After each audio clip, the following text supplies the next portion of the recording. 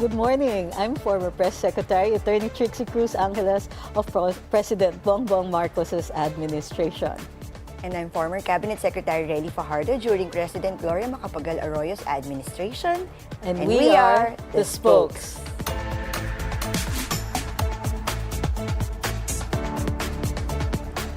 From the palace halls, then to our group chats now, We'll be giving conversations that will make you think and assess. so that you could come up with your own personal opinion.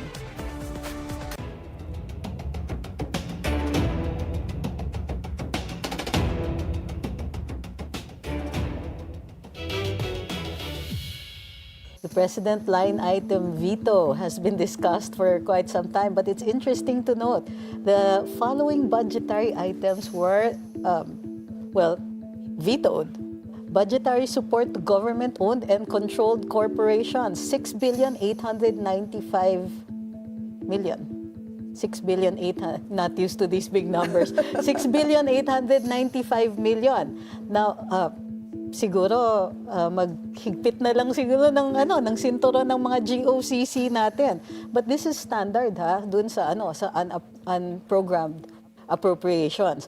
Prior year's shares for local government units ay Pero actually, 14 billion. pero I think, Torny, usually ang GOCCs naman, Sa well, for GOCCs, example, in Pag-ibig, when I was there, no, we don't get any funds from the national government Kasi Bakit may ganun? we earn our own income, no? And That's true. usually GOCCs are like that, 'di ba? Kasi income generating. Are there GOCCs that do need support? There are, I think, Halimbawa, no, there are. PhilHealth. Well, dapat hindi rin, 'di ba? Kasi nga may income generating siya, no? Pero there are like GOCCs that would need support kasi yun yung talagang hindi masyadong kumikita pero kailangan kasi to provide service to the people. But I think ang better na pag-usapan is what do you think about this budget, no? Kasi meron pa rin siyang unprogrammed funds and that's why up to now meron sila Congressman Erice, for example, and some congressmen and civil society groups would still want to file a case in the Supreme Court to question to void the 2026 budget. Pirmado na, so pwede na silang mag-file. Ako, I agree, but because one of them nga is the veto of government counterpart for foreign-assisted projects. These are infrastructure projects that are foreign-funded, tapos merong required government counterpart in the agreement. So, by withholding the government's counterpart, well, actually, hindi ba dyan nag-umpisa, I think, lahat yung mga flood control projects na yan? Kasi nga, in the first place, hindi siya dapat unprogram. Kasi may multi-year na funding yan. Kasi commitment natin yan. Dahil pag hindi natin yan napondohan at hindi nagawa yung proyekto, it will earn, meron tayong penalties and charges at interest, di ba? That would cost us a lot also. Aside from that, of course, yung mga madalas questionin, yung sa government personnel na salaries, benefits, emoluments, etc. Alam mo, priority dapat yan. Correct. So, and I think Under that's the law. Yes, and that's the reason yan, why I think DBM had to issue that statement that it will not delay the salaries, wages, and pensions. Kasi it also signals the fiscal stability, financial stability, at saka administrative readiness of the government, di ba? Si priority yan, hindi po pwedeng mawala yan. Pinhighlight nga yan kahapon, di ba? Nung nag-guest si Congresswoman Franz Castro. But the others naman, ang tama ka what about the rest of the budget? Yung hindi vinito. So, from what I understand, di ba, yung mga, from the revelations, of course, if true, ni former Congressman Zaldico, may mga insertions, and the insertions were made in the DPWH budget. So, wala tayong nakikita dun sa mga vinito. Although the President vetoed only the unprogrammed appropriations. 7 out of 10 items in the unprogrammed appropriations. But with everything else maintained. Yung isang accusation ni Congressman Zaldico, again, if true, is directly against the President. So supposedly for insertions in the DPWH budget. So I wonder kung wala talagang pork doon. Well, according to the palace and of course the Congress Senator Win, I was watching him yesterday during his press briefing na ito yung corrupt-free, di ba? At saka, ano, they really have to emphasize that kasi that's kailangan din naman talaga, Atty. Trizie, with what's going on. No? Plummeting trust and approval ratings, ang kailangan nilang credibility banggitin talaga yun. ng administration and Congress, no, as a whole. And this is their chance actually to show that we mean business. We really want to, makabawi naman tayo doon sa trust rating natin tsaka sa maibalik natin yung tiwala ng tao sa atin. This is their opportunity now. This budget is their opportunity now, di ba? So, kaya nga, nakukulangan ako. Yun nga, they're missing an opportunity here. Tama ka dyan. Yeah, kasi hindi na ito po pwedeng basta business as usual. Kailangan mag-set na tayo ng mas mataas na standards after this incident, di ba? And yes, true na wala masyadong hard na pork barrel. Pero sa totoo lang, di ba, ang sabi nga nila, more than double daw yung soft pork ngayon, di ba? So, if it's more than double, mas delikado yun kasi yung hard, medyo mas matitrace mo yun, madali mo ma-monitor yun. Pero yung soft, mahirap i-monitor yun, di ba? Parang hindi pa nga na-address yung issue ng insertions And that's yun yung second headliner natin ngayon, di ba? Okay, Atty. Trix, yung in the news yesterday, sabi ni Speaker Bolgd, he has vowed to have a strict oversight over the 6.7 trillion 2026 budget. So, ano ko kagad, ang trust kailangan mo ba rating ng House medyo mababa din, di ba? Medyo double-edged din ito kasi delikado rin yung mag-monitor ka kasi parang you're also impinging in the executive function, di ba? Not only that, yung inquiries in aid of legislation of the 20th Congress, well, okay pa siya. But the memories of the 19th Congress's conduct of inquiries in aid of legislation, medyo may tama pa sa publiko yan. And contributes greatly to the lack of trust in the entire administration. I actually wonder, how are they going to monitor? They will conduct inquiries in aid of legislation. And if most of these are soft pork, aren't they investigating themselves, parang medyo conflict of interest yun. Although they're saying na hindi na kasi si executive na dapat talaga yung fully magpapa-implement niya. Pero we really highly doubt that. Executive naman talaga ang dapat nag-i-implement nung una pa, diba? Pero ever it's not since. happening. Diba? Correct. So, I think paano nakikialam dyan? Kaya nga, the devil really is in the details. Kailangan nating malaman, how are they going to do it? We need specifics. And I think this can only be credible if this will be, rule-based, rule-bound, kailangan meron talagang independent institution na kasama. Hindi sila, di ba, third party, like civil society. Di ba?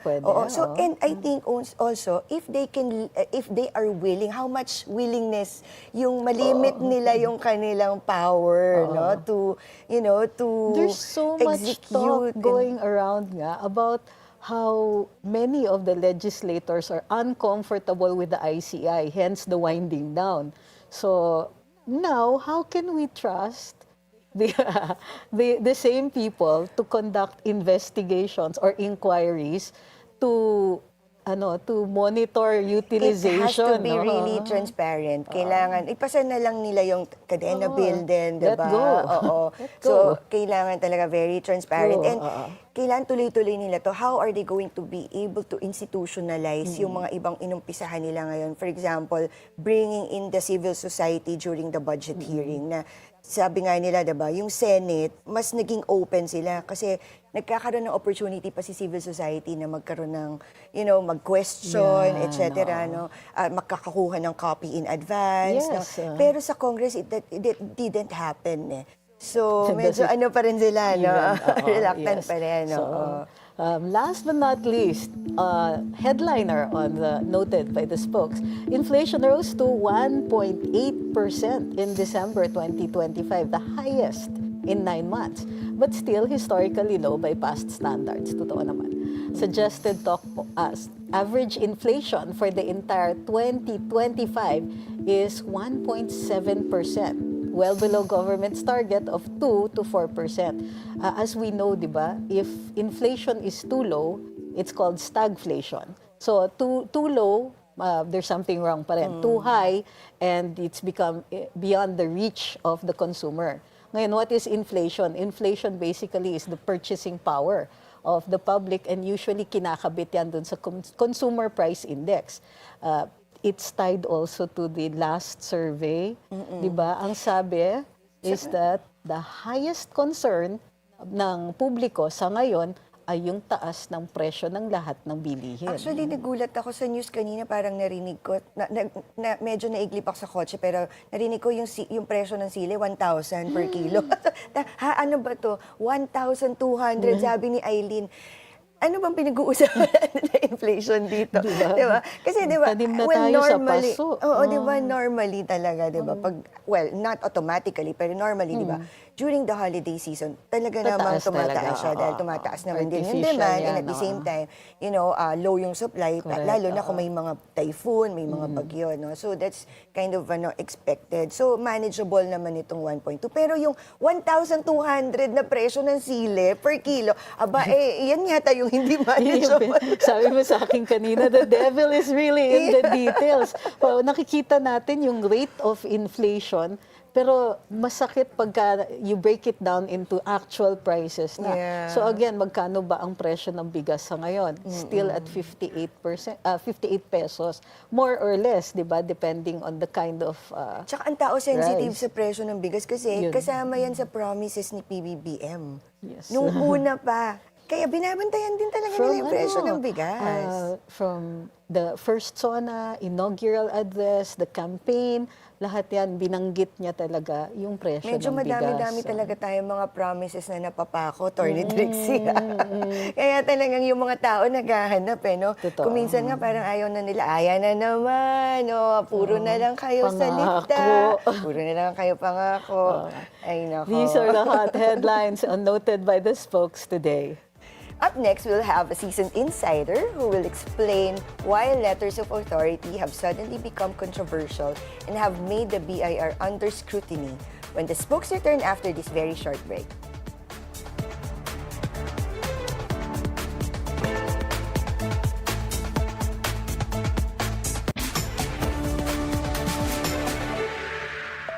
And the spokes is back. And today we'll be discussing an interesting development within the Bureau of Internal Revenue. You say that with konting And at the center of today's controversy is the letters of authority, a tool meant to ensure compliance, now accused of being abused. To help us understand whether this is a systems failure or a correctable design flaw, we invited an expert who has seen the tax system from inside out. He has worked at the BIR, DBM, World Bank, Millennium Challenge Corporation, and USAID, focusing on tax policy, tax administration, and institutional reform. The senior policy specialist and former chief of party, my chief of party, focused on fiscal reforms, Mr. Jem Armovit. Welcome to the spokes, Sir Jem. Thank you so much. Thank you for having me. Thank you for coming over, Jem. And as a tax expert, can you briefly share your experience by pointing out just one outstanding examples for each, like crafting tax policy, for example, tax administration and institutional reforms? Yeah. Okay. Thank you, Ralph. It all began maybe about 20 years ago already, or a little over 20 years ago. I started work in BIR. I worked for two commissioners in BIR, one more brief than the other. That was around 2001 to around 2003. I stayed in the Bureau for about 2.5 years, and I entered the Bureau with a commissioner because I believed in his vision then. No? That was a very ambitious program. Ambitious. Ambitious because it was a transformation program. They call it transformation program. It was to attempt to transform the BIR into what you call a semi-autonomous revenue authority. Okay. You have good Ambitious yes, you have good examples that essentially would change the way the BIR would function, would do its job, Yes, and the way it's going to be monitored. And I understand less human intervention yan, diba? That was the dream. Yes, the thrust is still less human intervention with all the digitalization, the systems changes, upgrades, modernization, etc. But that was a model that, let's say, for example, I'll give you a very successful example of a semi-autonomous revenue authority, the IRAS, the Singapore. Independent Revenue Authority of Singapore. They work very well, right? Very well. But that's not the only model of a tax administration. There are, like ours, very successful ones, like the Bureau of Internal Revenue in other countries. Let's say, for example, the Australian Tax Office. Also, for me, those are the two model tax administrations in the world. So, Sorry, Jem. Would you say that up to now, it's still close to impossible to do that?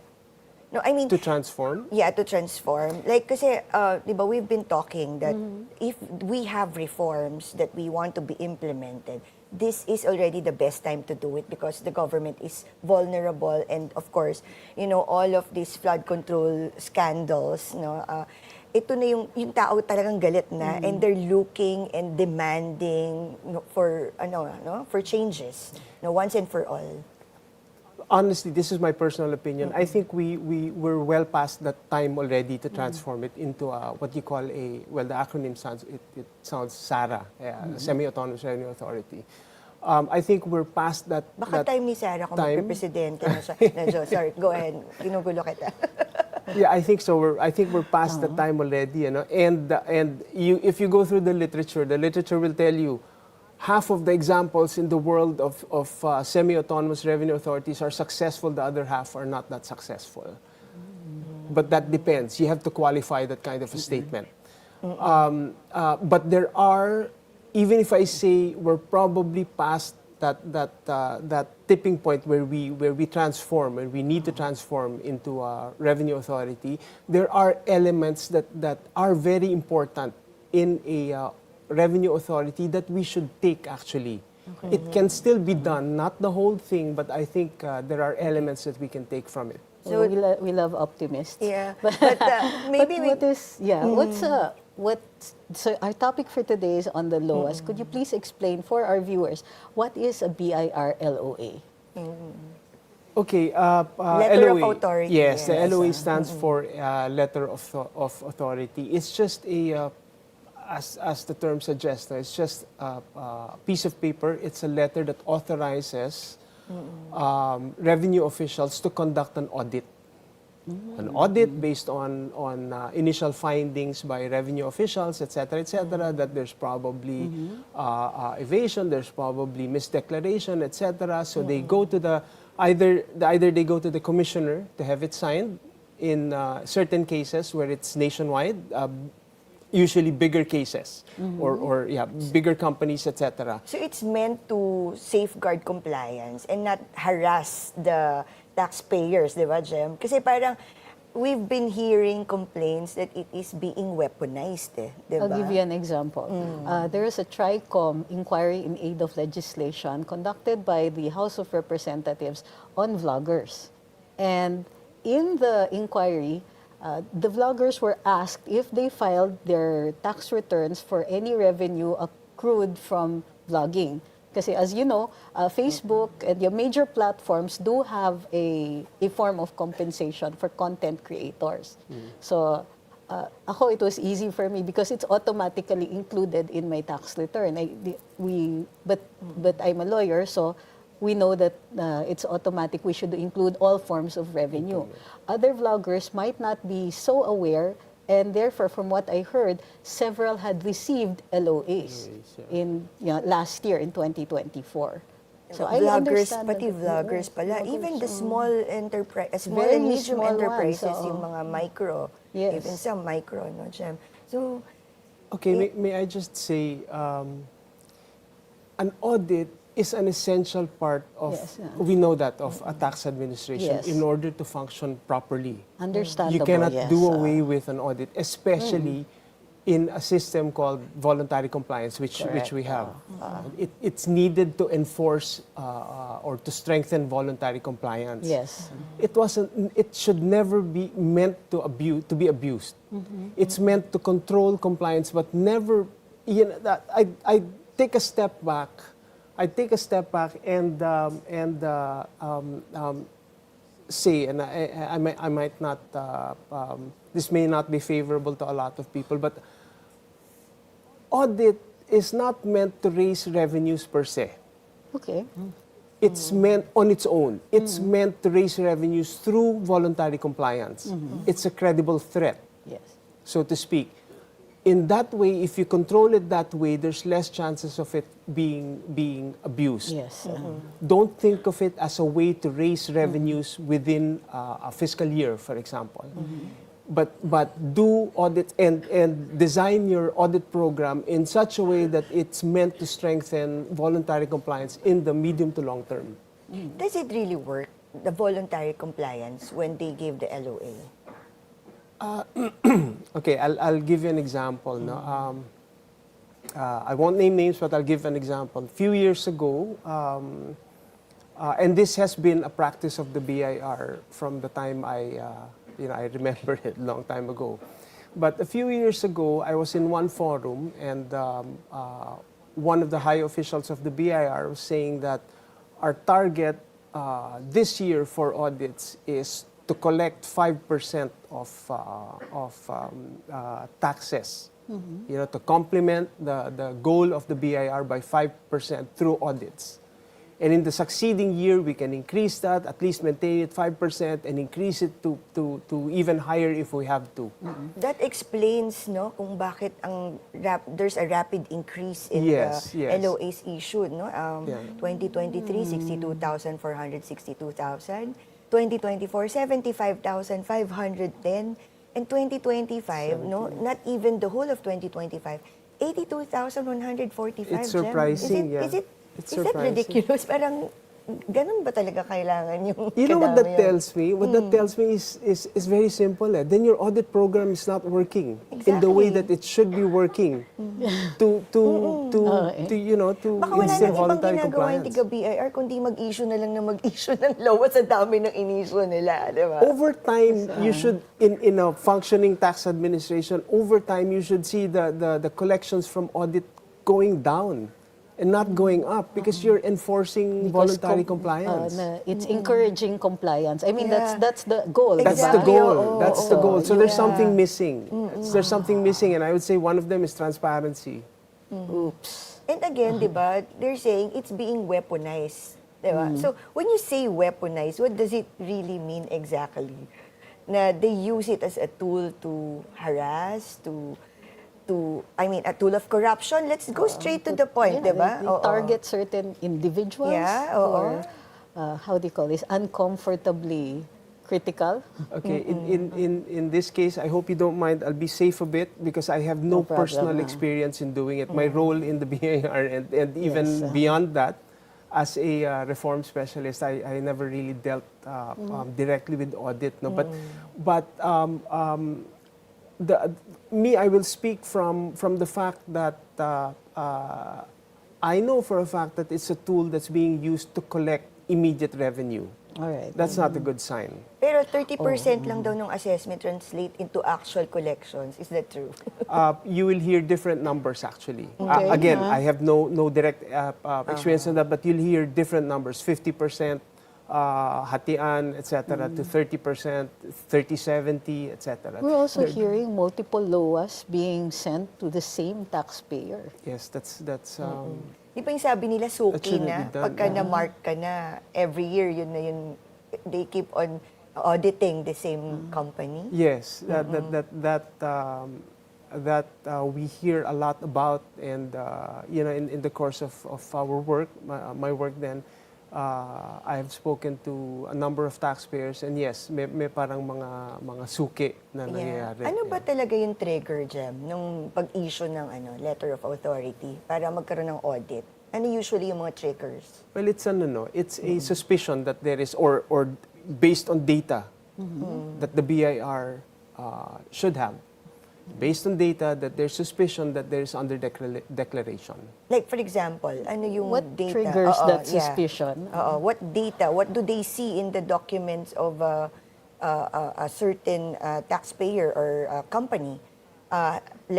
Tingin nila, ay, ang laki ng restaurant na to, ang dami laging tao, pero ano lang, ang binabayaran lang na tax, That's one. this much. That's it. So There are- you're saying that there are BIR officials going around the business? They should. Oo. They should actually. Actual That's- inspection. Yes, in any tax admin actually, they should be going around. They should be aware. They should be as dynamic as business models. Or Yes, pwede rin na napag-initan ka lang kasi hindi ka nabigyan ng discount or hindi ka nabigyan ng free. Sorry. Hindi, ano ba talaga yung... Gusto ko, naiintriga kasi ko parang with 82,000 LOAs issued in few months last year, di ba parang how were they able to do that? So, di ba, parang I think that number is parang wow. I mean, di ba?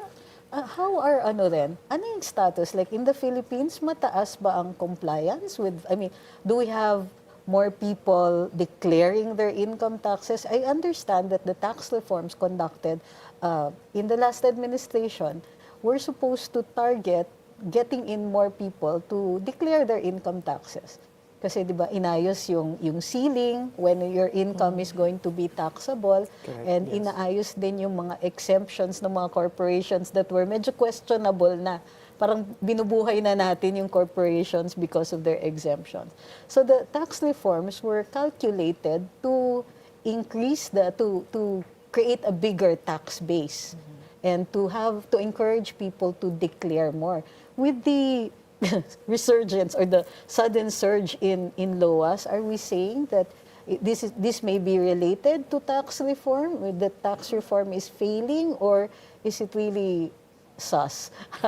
Okay, yeah. So it was part of the tax reform. Yeah. Yes, yes. Well, I'll answer that in answering also. I'll answer also an earlier question of yours when you were asking me to name some examples. No, Yes. we had a lot of work during that time. The passage of now I think it would be 4 tax laws already by now. No.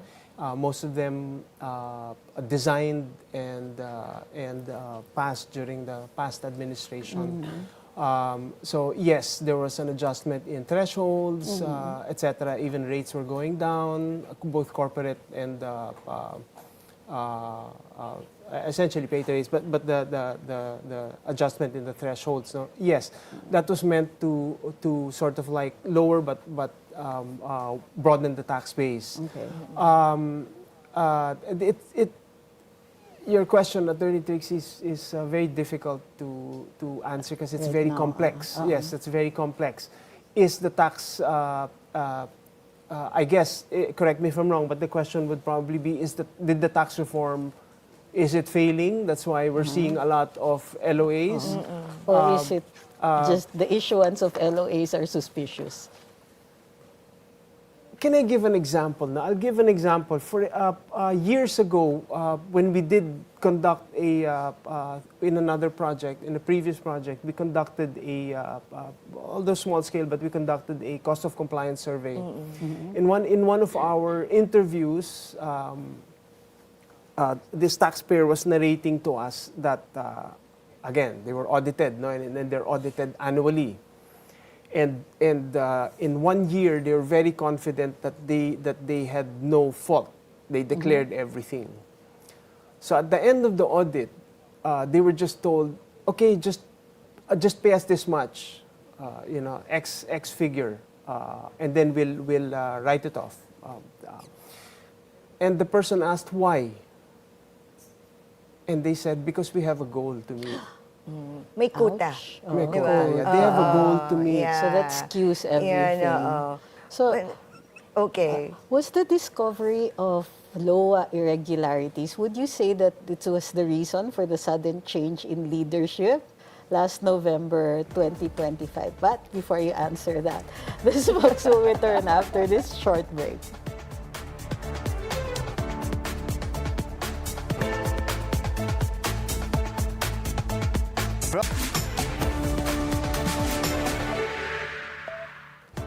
Spokes is back, still with Jem Armovit. So our hanging question, Jem, was the discovery of the LOA irregularities the very reason why there was a change in leadership in the BIR? What would you think? Well, I would say not just. Maybe that's one of the factors, but there are several factors. We know that in the past, there was this one period in the past, 5 years, 5 commissioners that happened in the past, which was very unstable. Yes. And then you had a change, and there was one commissioner for the next 5 years, which is a good thing because programs are stable. Yes. So there are several reasons why commissioners have been rotated in the past, have been changed frequently in the past.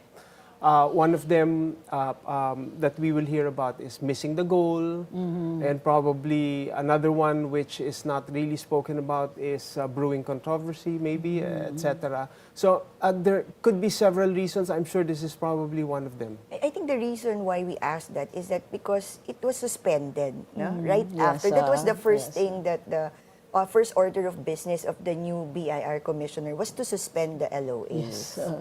Immediately. Immediately, diba? So I guess that's the Kulang reason. kasi ng explanation eh. So everybody was wondering, bakit bigla? I mean, it's not that it wasn't welcome. In fact, it was because a lot of people, even particularly small businesses nga, were feeling it. Isipin mo yung LOAs that were issued, sorry to bring this up again, against vloggers were issued by the BIR commissioner himself. Pero pero yes, this is a very welcome move by the BIR, especially for us, no, businessmen. Pero is it really the right move? That's the question. Is it the right move, especially for government? Will this resolve the issues in BIR, the abuses in BIR? No. In your not expert really. opinion, yes. I don't think so, but I understand the reason why they needed to do it for maybe to stabilize the situation. Okay. It was brewing, and people were beginning to complain that it's weaponized, and that's not the first time actually. It's you hear that a lot from even from 20 years. I'm sure even longer than that. Oh, yes. So having said that. From the point of view, of course, we know from the point of view of the businessman, from the business community, it's a welcome development.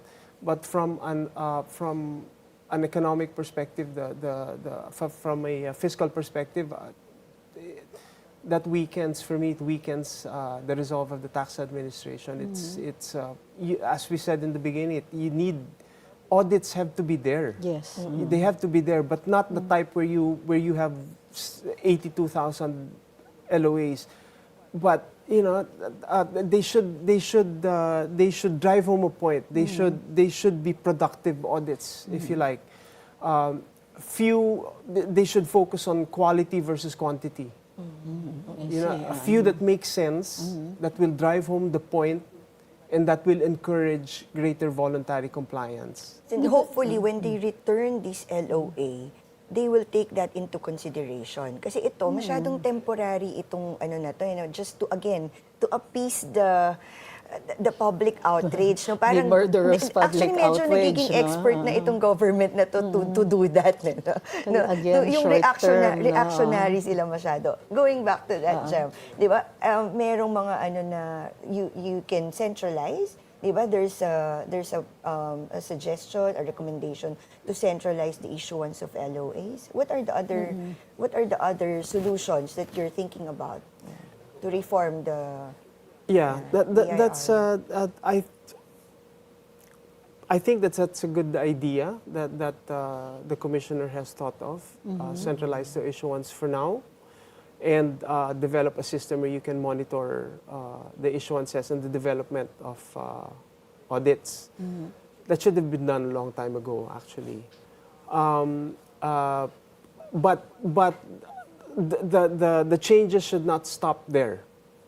There are a number of changes that the BIR should do in order for the audit to be able to perform the way it's supposed to perform. Okay. Which is again, Such as? To encourage voluntary compliance. No? Yes, First of all, don't think of change the way the BIR treats audits and thinks of audits. Remove the targets from audits. Yan. Yeah. Number one, you shouldn't place a target on audits, it should not be cascaded down to the auditor. You know how much they should bring home from audit within a fiscal year. You base the BIR's 100%, base the BIR's tax collection on its voluntary compliance, and use the audit program to achieve that. Pero Jem, kasi ang hirap rin naman talaga ng voluntary compliance. Alam mo naman yung Pinoy, kung makakalusot, lulusot din talaga. Di ba? How do we really convince the taxpayers to really pay their taxes? It's true. Especially Lalo with na this yung income tax. especially with this controversy na, yung tax ko naman, napupunta lang naman dyan sa mga corruption na yan ng flood Correct. control.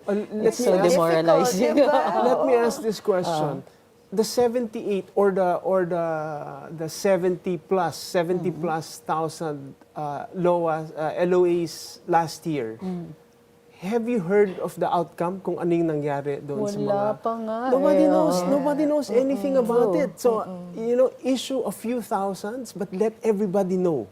Yun, That awareness. happens. Yes, it's the So transparency again, aspect. transparency and accountability again. Let everybody know. And then, should people be exempt from audit? That's like some of the criticisms when they say Pero that... hindi ba tayo magbabiolate ng parang data privacy? Like, halimbawa ako, nalagay ako doon as kasi meron ng stigma na when you're being audited, you are like parang tax evader or something. Hindi ba Siyempre, magkakaroon the ng ganung criminal issue? penalties, nakakatakot din yun. There are limits to what should be published. Okay. The tax code will tell you that you should not publish the details of your tax return. Yes, correct. It doesn't say it.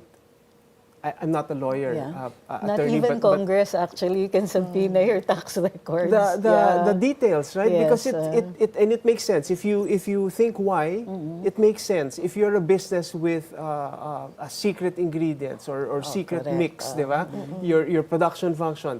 So if you reveal all of that, your competitors will know how you're doing exactly. it. So I understand why you should not reveal those kinds of secrets. But the headline, how much?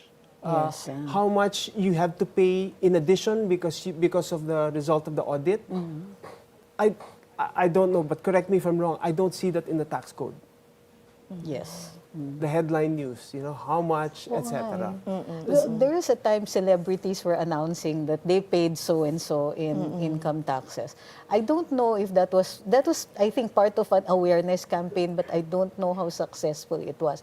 But I think the aim there was to encourage people to pay their taxes. So I like the goal. No, I'm not sure if it worked, but don't you think that at least the agency, the BIR, should conduct more awareness campaigns? Sa totoo lang, even lawyers get confused by the tax code.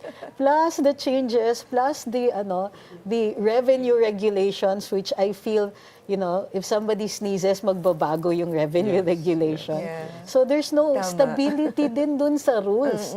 So for me, an awareness campaign and a simplified, simple rules lang that ordinary people will be able to understand and comply with might help. It might go a long way with compliance also. Remember, Correct, we did a correct. comms plan. We did a comms campaign before, Jem, when we were doing the tax reform under the OGP, Open Government Partnership, where ang ginawa nating campaign doon was that where do your taxes go? No, I think very important talaga na parang you give them a glimpse of how they can contribute to the development of the country, for example, or for the future of their children, di ba? Yeah. Kaya lang medyo mahirap gawin ngayon yun dahil yung credibility talaga ng government is Yes. very, very low. So, I don't know, it's so complex. What do you think, Jem? Anong pwede nating gawin? I'd like to address that question by Attorney Trizie. Look at the source of the taxes, where they come from. Meaning which taxpayers pay for what. You have the large taxpayer service. Those are the largest, I think it's about less than 3,000, about 2,000 plus taxpayers. Oh, I see. They are responsible for 65% of total taxes. Oh, I didn't know it was that big. Okay. 65%. So you go to the next highest, let's say you go to the next highest taxpayers, 20,000 of them, you will move up easily to 90%. 95% even. And I say this not by seeing the data, but in talks with BIR So we do people tax the before. rich. How many taxpayers are there in the tax net? There's about, I'll throw out the figure, but I think it's about 20 million. So Out you of have 100 plus 20,000, million. 25,000, less than 25,000 taxpayers responsible for 95% of total taxes. You have 20 million responsible for the next 5 to 10%. Those taxpayers don't need, well, let me say, they probably don't need audits, but they need help. They need taxpayer education. They need campaigns, etc. But they should. Those are the Increase MSMEs. the tax base. Yes, those are the MSMEs. No? At the same time that I will say nobody should be exempt from audit, even them. But you I don't agree with necessarily that, have to target the small ones. Maybe a few just to drive home a point. But the real objective with the smaller taxpayers is compliance with rules and regulations. Exactly. It's not really the amount that you collect from them. So, yeah, go ahead, Taxi. If the government discovers that aggressive LOA practices actually reduce voluntary compliance over time, should the government accept lower and short-term collections in exchange for long-term trust? That's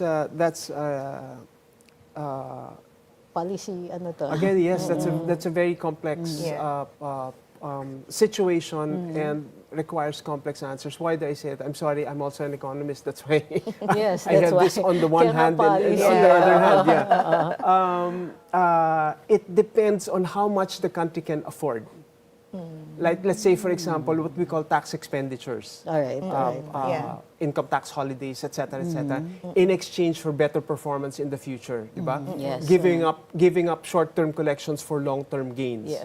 It depends actually on how much the government can Like, afford. very specific. The budget. Yung sa tax expenditure, can you give specific examples? Specific examples. You remember one of the reforms that we underwent also, which was embodied eventually in Create, was a reform on the corporate taxation, diba? Including what we call the tax expenditures or the investment tax incentives. An example of that are income tax holidays, then the 5% GIE, but that no longer exists, etc. And any other lowering of your tax rates or tax dues as a special privilege given to you because you are either a new industry or you're a preferred Yes, industry, etc. Under the IPA, the investment program of the country, you know. So you are given these privileges in exchange for something, more taxes in the future because you're a growing business, greater employment, etc., etc. Yes, So again, how much government should give up in terms of short-term collection in exchange for longer-term growth, etc., depends on how much the country can afford at this time. Does the BIR conduct an assessment of that regularly? The problem with, and I think it persists up to now, it persists, no? The problem is an investment promotion agency, an IPA, are sort of like immune to BIR interference, if you like, or monitoring, I see.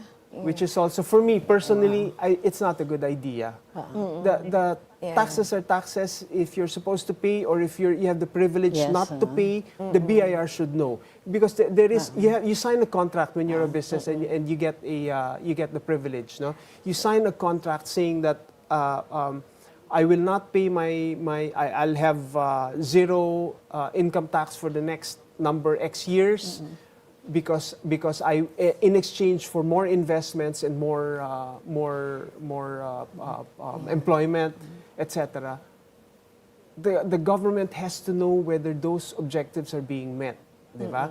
Are you really employing that many? If you're not, all of a sudden you're not, I'm going to have to tax you. You're going to have to pay your due. Jem, looking at 10 years ahead, do you see the Philippines moving toward a trust-based tax system or a more surveillance-driven one? It depends on the move, the next, what the government, what the BIR will do. They have to, unfortunately, they have to do, short-term collection at the same time that they have to think of long-term reform if they want to change the BIR in 10 years' time, if they want to change the way it performs Are in there 10 years' time. pending reforms now that you see that they are, may mga moves ba ang BIR so far? Parang wala eh. No, parang wala. Yeah, ito talagang medyo Well, it's- reactionary yung naging move, no, na suspend the LOA, di ba? Yes, but I think it's high time. It's now's the time to move. Strike while the iron's hot, so to speak. Wow, ang dami natin sanang, you. ang dami ko Sayang, pang gustong i-discuss, di ba, Atty. Trizie, but we're running out of time. being Oo. here, Sir Jem. So, I hope you're available for another round sometime Yeah, soon. oo. Kasi there's never really enough time pagdating dito sa sa tax-related information. So, we hope everybody has been enlightened on the current issues within the BIR. For now, don't settle for just one side of the story. Because every issue has two perspectives and the truth may be somewhere in between. I'm former Press Secretary Attorney Trizie Cruz-Angeles. And I'm Relly Fajardo, and we are The The Spokes. Spokes.